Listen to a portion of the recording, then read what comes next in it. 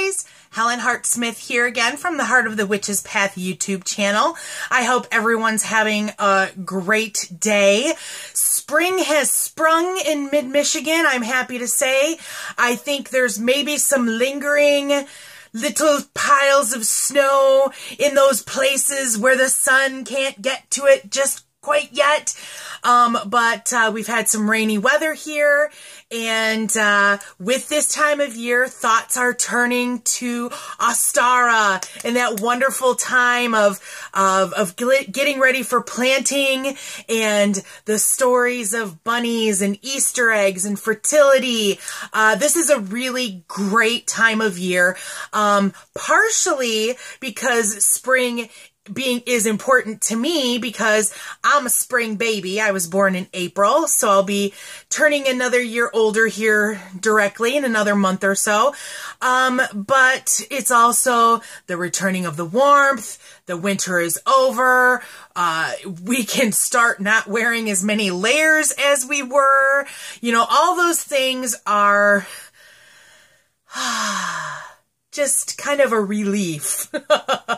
And so within my coven, before I get into that, the subject of today's video, if you didn't tell by the title, I'm going to talk about Ostara Crafts.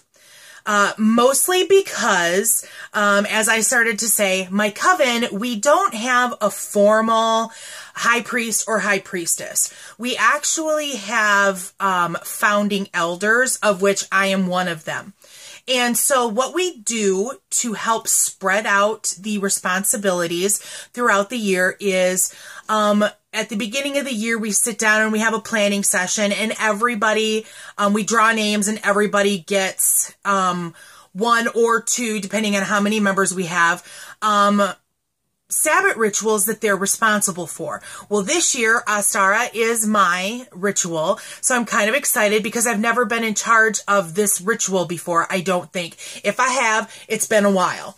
So, part of our rituals, we always do a craft of some kind because all of us like to do crafts. We're crafty witches.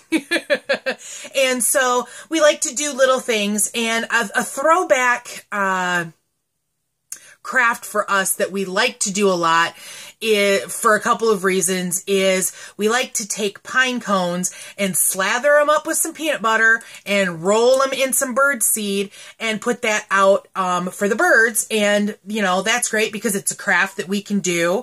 And it's something that gives back to Mother Nature and her creatures. So that's kind of what's in line to do for the Ostara ritual, but I'm looking to do something else, something a little jazzy. So I was doing some research and I came up with some ideas from Pinterest that I thought I would share with you all.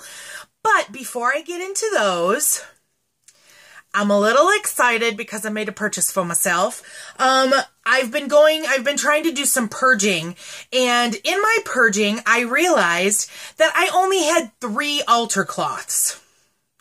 Not sure how I can be a practicing witch for this long and only have 3 altar cloths. It's kind of a shameful thing, and I should be hanging my head in shame right now, but we're trying to remedy that. So I went to my local Joann's, and I went looking. I didn't want any material that had your bunnies or your eggs or your chicks or anything like that. I wanted something a little different, because I'm different and I just like things that way. So I was doing some looking with my girlfriend who is a muggle, and we were looking around, and I wasn't getting a big super spark until I saw this. Well, she pointed it out to me. So Lee, thanks a lot, dear. I don't think I've ever talked about this before, but I am not a fan of pink, and so I'm really surprised that it struck a chord in me as much as it did, but it did, and I'm just running with it. I've sampled macaroons for the first time recently, and I'm a fan. So, without further ado, how cute is this material? I haven't shown my altar on the channel yet, and it's a subject that I'm still kind of tossing around because I know some of you out there do show your altars and some of you don't. So I'm just taking the time to kind of really get a feel for where I stand. That's why I'm showing you the fabric before I put it on my altar, which, if you'll remember, it's right back there. So it's just out of camera range. But what I did, my altar happens to be on top of one of my dressers in my bedroom. And this is my main altar.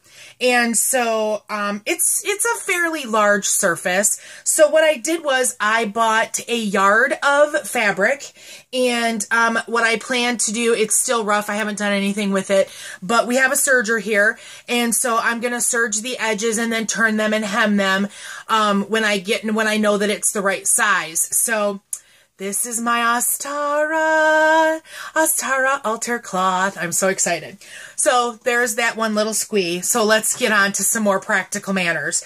So like I said, I did some searching. I was looking at Pinterest for Ostara ideas for crafts. So I'm hoping that my Kindle Fire is going to cooperate. And I'm going to share with you some of the items that I'm contemplating are covering doing for craft. The first one I found, the first idea that I found is called Galaxy Eggs, and I thought that they're so cute. Let's see how this picks up. So, oh, it's doing some weird things. So, as you can see, they are little eggs, and they're not real eggs, but I suppose if you wanted to do them with your hard-boiled eggs, then that would be cool. But this is something that the person found in the craft department, and I read through the pin here, and she said that she originally picked up white eggs, and she got black chalkboard paint and painted them, and it was a bit streaky and she wasn't uber happy with them, so she remembered that there were already painted or already black eggs there, so she went back and got those and kind of did this project with both of them. So she used acrylic paint, and you start with a black base, and then you just kind of sponge or paint or use your fingers or whatever, and you put different colors. Like she had a purple, and she had a blue, and a kind of like a goldish yellowish color. And so you just kind of, if you're familiar with a dry brush technique, that's what I kind of thought it was. She dry brushed it, and then you take a stiff bristled paintbrush and you dip it in white paint, and then you use your thumb. You can also use a toothbrush if you want. I've seen people do that. You could run your thumb along the bristles, and it'll flick paint. It'll, throw paint. And so that's how they got the stars on the Galaxy Eggs. So I thought that was a really cute idea. And if I can find black eggs and just make it easy for us, I really like that idea, because I think it's cute, and I think it's something that would look really cool to either put on your altar as a decoration, or you could put it out in your house. If you did a few of them, you could do a cute little basket. And so that's kind of like a new way of having cute eggs on display for the season, as it were. So that's one idea. The next idea I saw and liked was doing eggshell candles. And this one, ooh, I think it might be kind of tough for ritual time, because we actually do our craft during ritual a lot of the time. But this is where you take eggshells. So you would crack your egg and empty your egg, and then clean the eggshells out. And then you would get your wicks that have your little silver tabbies to kind of hold them down. I saw a couple of different pins for this. And by the way, I will make sure to post a link in the description box for all of these ideas. So, because I don't expect you to just take my word for how to do it. I'll give you a source to look at it. But it looked like they had wicks that were kind of wrapped around a pencil or a straw or something like that to keep them straight. And then you pour your melted wax into it. These are cute, but there's a practical issue because then what do you do? Oh, I'm just noticing that in this actual pin picture, it looks like they used little birthday candles. So that's a cool idea because then it's kind of stiff already and you can kind of put it down in there. That kind of makes it a little easier to do. But the problem that I have with this one is, like, how would you, like, you would have to have a special holder that would hold that eggshell so that while you burned it, it was safe. Because you couldn't just sit it on a plate or something and light it because it would all flopsy-wopsy around. So that's kind of a little sticky factor for me. But it's a really cute idea, and you could totally dye your eggshells before you put any wax and stuff in it. So I think it's cute, but I think you would want to think out your whole process before choosing to make that craft. The next one that I saw, let me see if I can find the picture. I saw the cutest little, if you go to a Michael's or a Joann's, they oftentimes will have, birdhouses, like plain wooden birdhouses that you can then paint, you know, however you like. And so I saw this idea and I thought it was so cute. So this one might take a little bit of artistic abilities. If you have them, I'm a little shaky, so I might not be as good. But I saw this idea. I love the idea of how the birdhouse opening was painted in white around the edges and then the crescent moons added for the goddess symbol. I love the bunny. I love the pentacle up at the top. I really like the colors. I don't know if it's going to show up, but these are, it's a purple background. I love the spirals. I think this is a great idea if you're artistic. I also think I'm going to share some like kids projects too. I think that this could probably be a kids project, but a kid might not, you know, have this kind of a turnout, you know, but that would be a cute kids project too. Another idea that I saw that I didn't actually have a picture prepared for, if anyone is into taking baths, or if you're into taking baths, if you like Lush products, or if you're familiar with bath bombs, I made them for some Christmas or Yule presents a couple of years ago, and they're really easy to make, super nice. They were really moisturizing, the recipe that I had.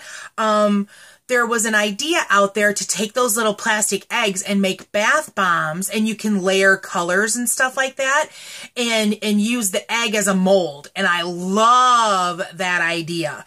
And so I'm kind of leaning towards that one just because I'm familiar with the recipe and things of that nature. So that one's kind of high on my list along with the galaxy eggs. But the bath bombs, those are always fun and a great gift because you get some essential oils in it.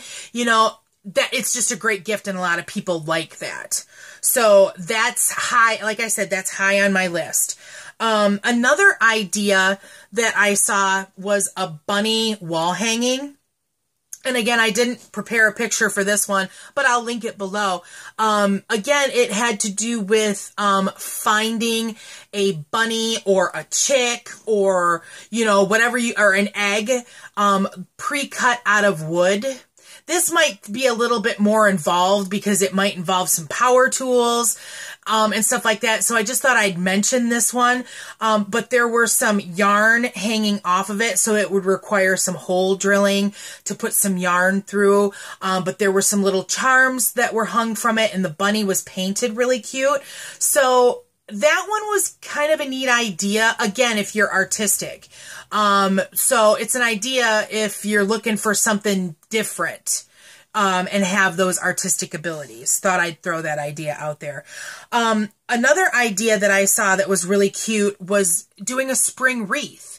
You can buy the styrofoam, although styrofoam, you know, if you're looking at environmental stuff, maybe not the best medium to use for your wreath base, but there's also grapevine wreaths that you can purchase really inexpensively at a local craft store. And you can decorate it with any kind of spring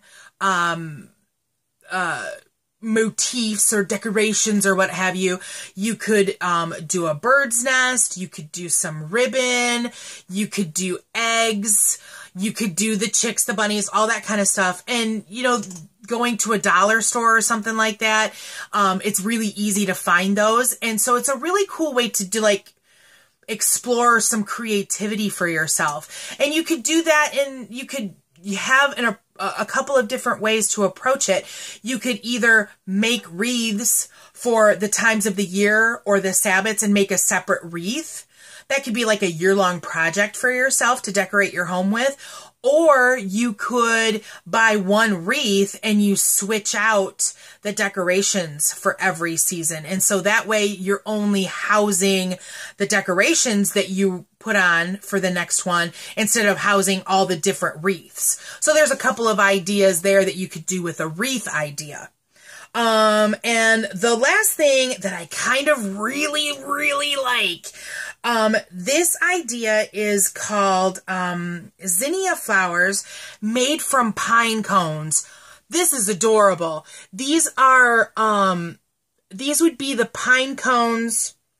I don't know, like, what the variety, like, what the difference is. I know that Kathy at her house, where our circle is and where we hold most of our rituals, she has evergreen trees in her yard, but they are the longer cones.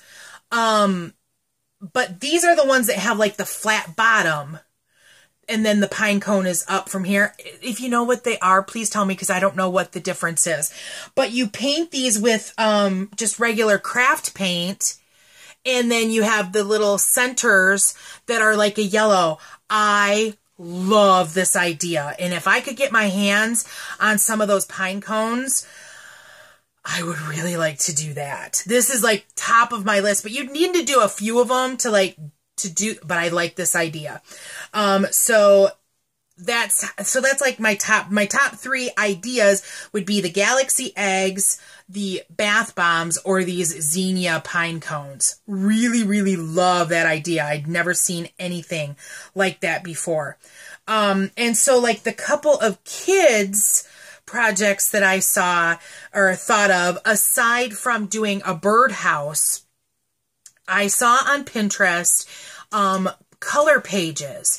And so you could print out different Ostara themed pages for kids to color. We don't have any little kids in our coven, but if we did, well, we do, but I'm not sure if they're going to be there and participate. But that would be a fun thing for kids to do. And another thing that would be maybe not for ritual, but who's made Play-Doh? Play-Doh is really fun for kids, and you can make it bright colors with food colorings and stuff like that. So that would be a fun project for kids. So speaking of Play-Doh, you know, you need that dye in there to make it the color. And you're going to be dyeing maybe some eggs. And so I thought that I would also include a pin on some natural Easter egg dye recipes. And I'll include this in the links with this video. But turmeric is great for like a golden yellow color.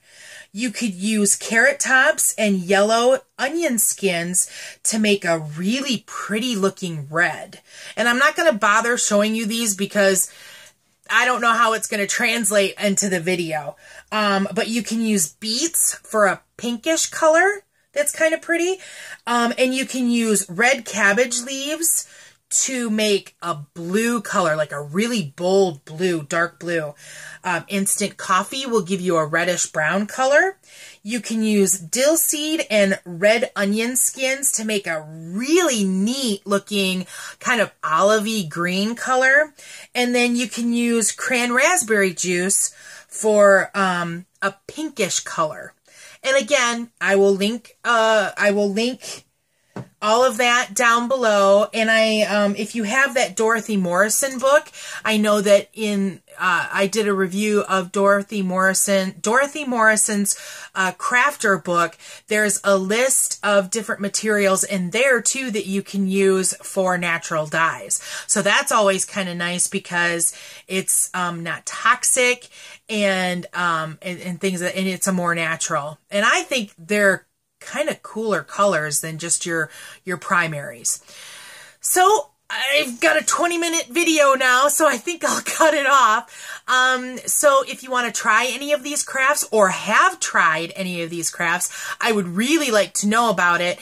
And maybe I'll share what craft we did, if you're interested in knowing exactly what craft we did for Ostara, or if you want to vote for which one you think we should do, comment below. And yeah, I think that's it for now. So thanks for walking a little while with me. And until next time, blessed be.